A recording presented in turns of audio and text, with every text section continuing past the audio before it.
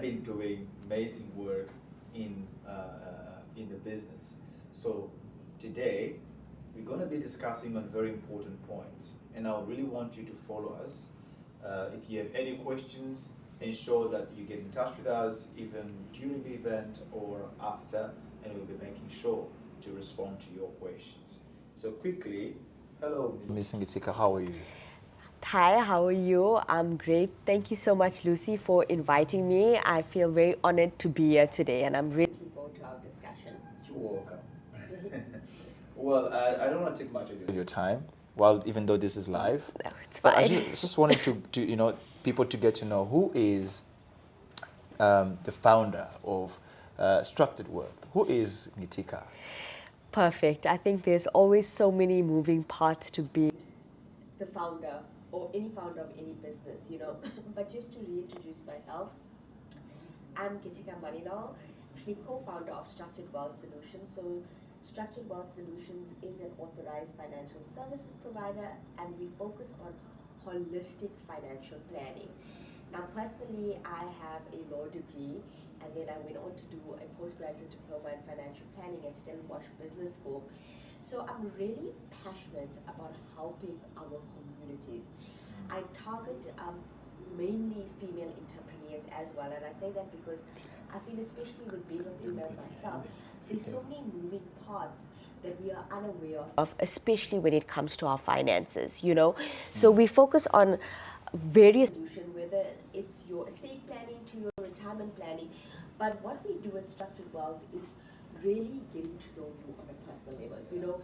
Finances already are so personal, so we need to get to know our clients, sit down with you and find out how can we actually put together a sustainable financial plan for you. So personally, I'm very passionate about helping people. Like I mentioned, education is one of our core values. So I'm really interested in uplifting others. Wonderful. So I like the fact that you're also very focused on empowering women. Yes. And I know that many of the women that are maybe following us on the other side, if you want to get to know more about Gitika's work for women, be sure to engage with her. Okay. So Gitika, I want to ask you a question quickly. Regarding, because I know you also into corporate, Yes. but I really want to find out, how do you approach development for a long term, when it comes to corporate strategy? Like, could you provide also an example of strategy that you helped, maybe a corporate or a case study that you believe would be a fit for this?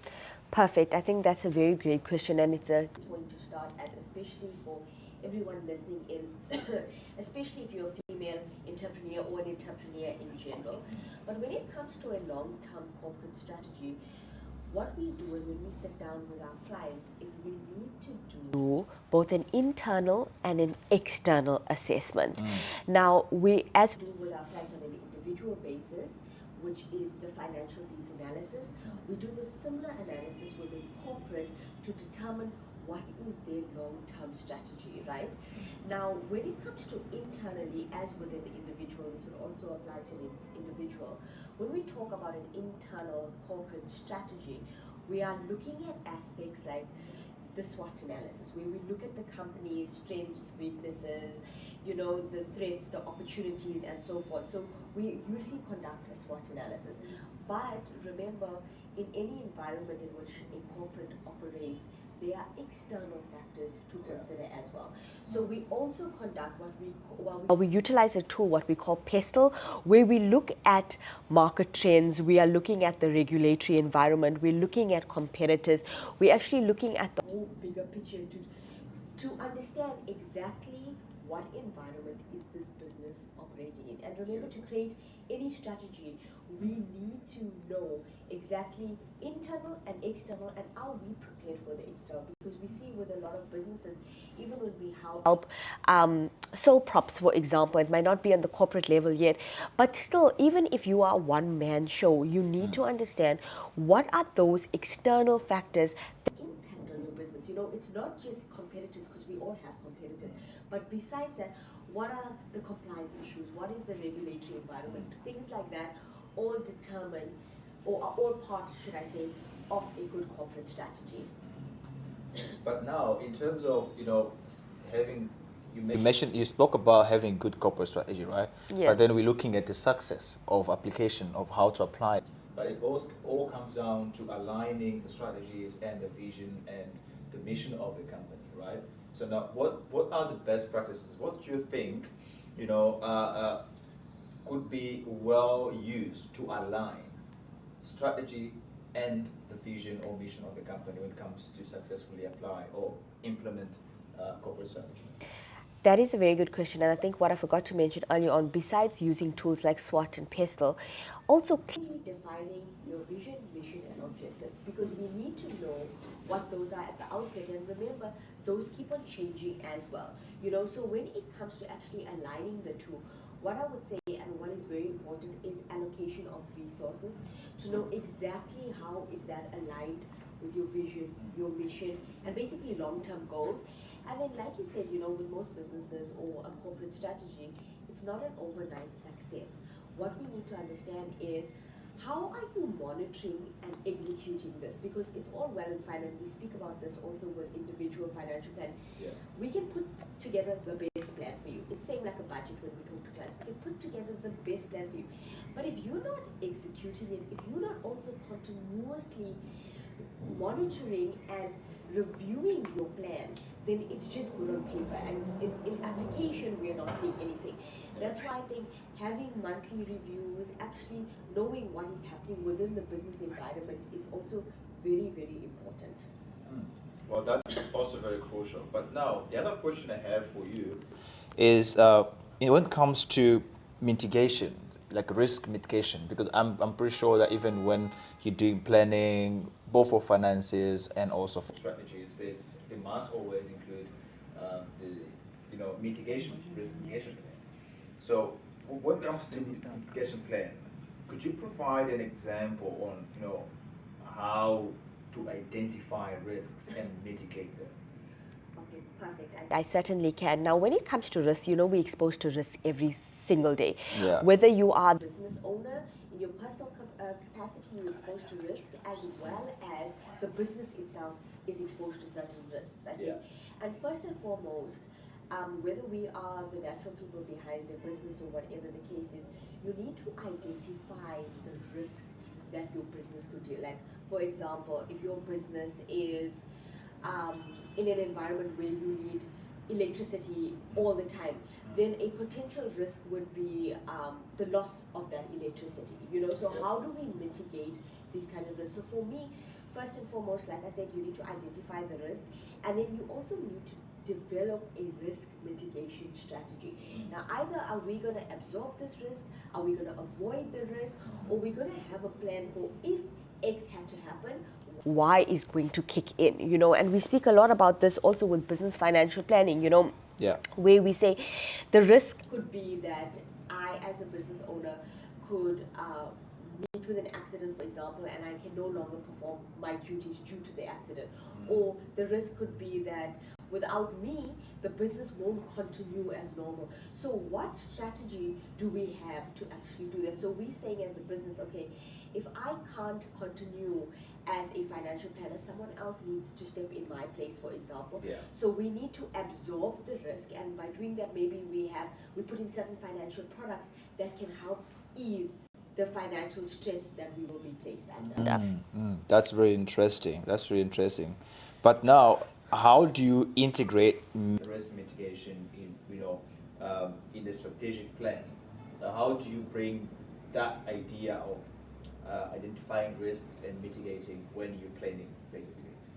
Okay, I I hear you, and it's as simple as going back to the basics. Now, one, we need to identify the risk where we actually physically put pen to paper, and I always emphasize this with my clients, primarily because we can have the best ideas or we can have all these thoughts, but if we don't actually note it down, we don't actually monitor our progress towards it, how would we actually reach the goal? So it's the same with having a risk mitigation strategy. You need to note down what your risks are. You need to reach out to either, whether it's in finance, financial planners, or people who you think could help you with this risk mitigation strategy. And then you need to have things in place that will make sure that should this event take place, you are covered, or whether it's from a financial angle or your business is covered, whatever it is. So actually having the plan is step one. Putting the plan into action is whereby you either engaging with certain resources that could ensure that your plan is actually put into action. So for an example from the financial services industry, if you are someone who's bringing more than 60% of income in your business, and mostly with sole props, they are the people behind the business, you know, so it's not like a board of directors or whatever the case is. So if you are an individual and you are mostly bringing in the sales into this business, if something had to happen, or you get you are faced with some kind of, how can I say, whether it's, let's give the worst case scenario, you meet with an accident, you get disabled, you can no longer bring in the sales. What happens in a situation like that? And it's the same also where it's a private company and there's a board of directors, but there is someone who is responsible for 80% of the sales. If this director had to fall ill, become disabled, or actually pass on, that business is going to suffer maybe not a loss, but the financials would change during that time. So how do we make sure that if that director was bringing X amount of money, if that director is no longer there, that must still continue as normal? And that's where we talk about concepts like key man and so forth. So there are so many working parts to risk mitigation as well. It's not a once-off conversation, unfortunately. Okay, just before you continue, just want to check something. Billy, I'm not seeing the streaming out. Yeah, it's the network is in and out. It's in and out. But I'm also just recording in case. Okay. Yeah, so you guys can just carry on. Okay, cool. Yeah, if there's a problem with the network, then we're just gonna post it. Okay.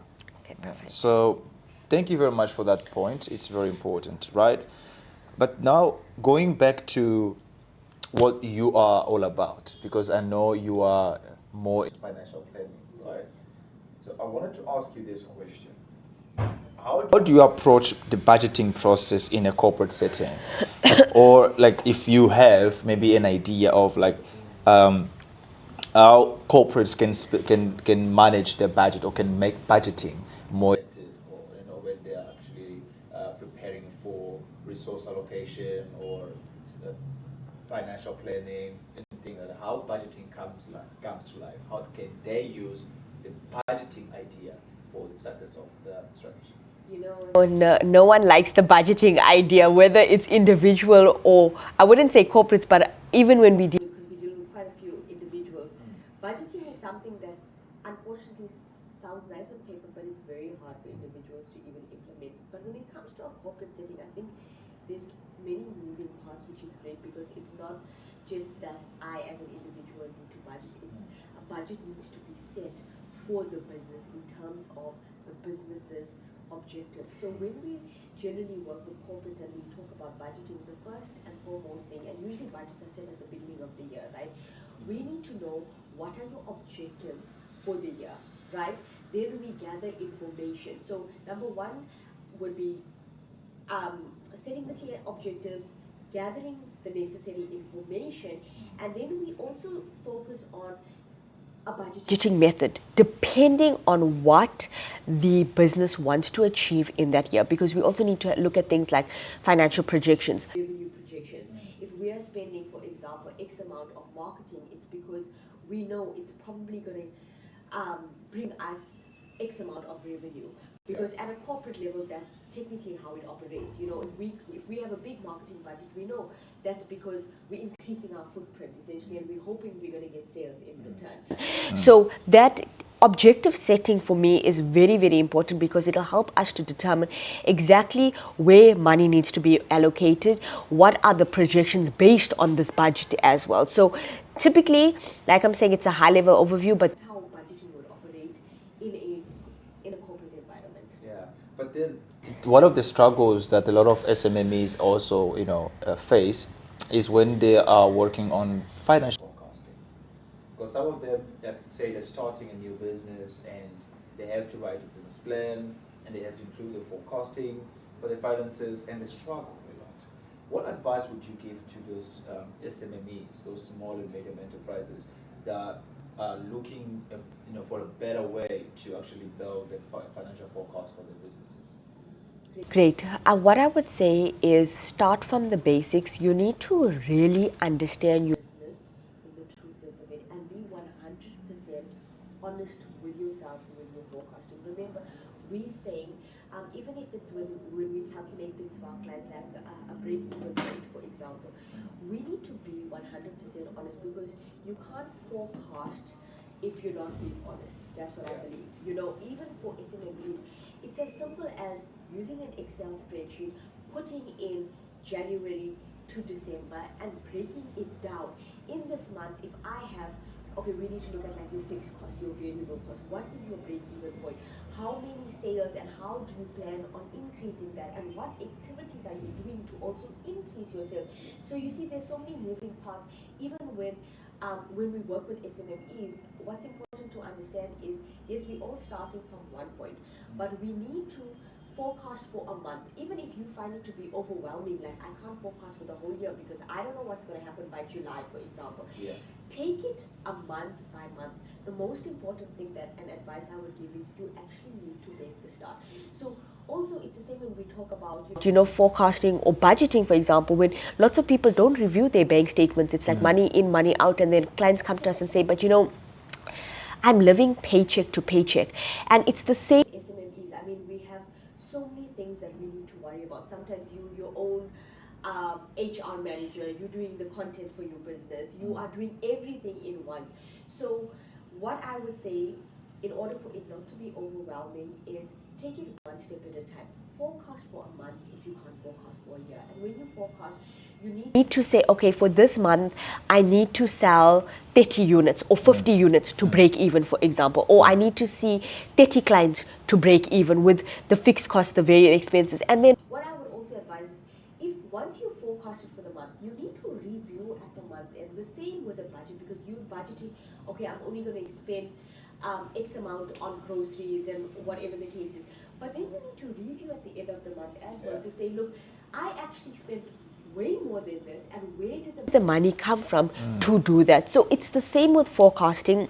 What I find that really helps is, number one, you need to forecast at the beginning of the month to say this is what you need to do, but you need to review at the end of the month to say, look, what happened and what didn't happen. Because if you're just starting out, you might not have enough financial data to say, okay, year one, this is what happened versus year two. Was there growth? Was there not? So you might not have that much data. So treat it as like a simple budgeting exercise where you say, look, this is what I need to do. And at the end of the month, you need to train your mindset to actually do that. And I place so much emphasis on mindset because unfortunately, it sounds so nice when we say it like this, but for some people, it's not that easy to actually do. So once we realize why we need to do it, we'll make it a habit to actually do that. And because of that part, We're going just to end close to the end of our conversation. I want to ask this very personal question on your side. Okay. I wanna know, when was the time that you had to make a very tough decision or very tough financial decision for your own business, and what were the results of that? Okay, I think personally, when it comes to business, there was lots of challenging decisions that had to be made along the way, and some have been quite rewarding, even though they were challenging in the beginning. But I think when it comes to marketing, I would say that because marketing is something that I know, and I have so many female entrepreneurs, like part of my network, and we speak about this all the time. We don't necessarily have big budgets to do marketing, and marketing is something we have to do on our own. And I think that's why, as especially if you're a one-man show, you take it so personally. You might not have the funds to do marketing, because we all know marketing is very, very expensive. So for me, I would say a challenging decision I had to make is cut down on marketing costs when I was not seeing all the clients that I wanted to see. But at least due to that, I think it also makes structured wealth quite a niche financial planning practice, where we really add the personal touch to our clients. So we're not aimed at, every single person is going to be our client, even though we would love that. But remember, even in business, you have to have a clearly defined target market. So as much as we want everyone to be our clients, that's not always going to happen. So I think in that sense of maybe cutting down on marketing costs, I could now find a niche of a group of people that I particularly love to work with and actually empower. So yes, it was a difficult decision, but it actually led to something good where it made me understand my target market more clearly. Wonderful. Thank you very much for those No, inputs. thank you so much. So how do you want people to find you? Which platforms do you are you mostly active that people right there outside willing to get in touch with you can actually find you? I would love for everyone who is listening in, and even if you're not, if you hear this or watch this at a later stage, to get in touch with me. You can connect with me on LinkedIn, and I think we can post those. Okay, you can connect with me on LinkedIn, so it would be Gitika Manilal. But also please follow, like, and comment on our pages. So we have a Facebook page, Structured Wealth Solutions, as well as our Instagram page, Structured Wealth Solutions. But yes, please pop me a message on LinkedIn. I'm happy to connect and maybe grab a cup of coffee. Yeah, but before we close this chapter, I wanted To get to know, why did you prefer to call your company Structured Wealth? Oh, that's an interesting one. I think there's so much inspiration behind that, but I think it's actually creating a structured wealth plan, because we also talk a lot about generational wealth and how to actually create a structure around your wealth. And I think there's so many moving parts to that. And obviously we're offering financial solutions, but it's actually helping our clients to create that structure. So our tagline is actually restructuring tomorrow, today. That could mean anything to anyone. And what I love about it is that, yes, we are in the financial services industry, but your finances shape a lot of your life as well, so I mean, it dictates what we can and what we can't do. Unfortunately, that's the world we're living in. So let us help you actually create that structured plan around your wealth, and let's see and hope that we can make a difference. Wonderful. Thank you very much. Thank you so much, Gitika, for coming to the platform, and also thank you very much for those who have been following and will be following right after. This is Lucy Mario here, your host, and you're watching Profaster podcast on YouTube and on LinkedIn.